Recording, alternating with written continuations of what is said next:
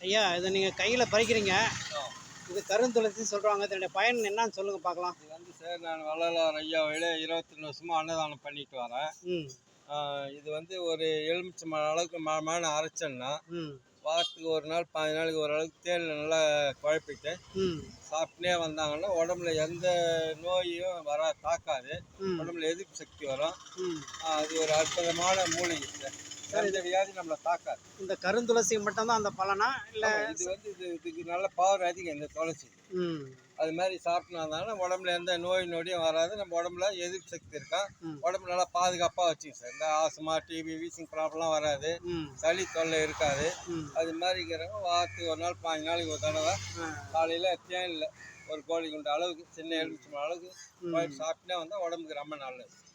அந்த மாதிரி இருக்கிறவங்க பாருங்க பயன்படுத்தி நல்ல பலன் சொல்லியிருக்கீங்க. நன்றி, வணக்கம்.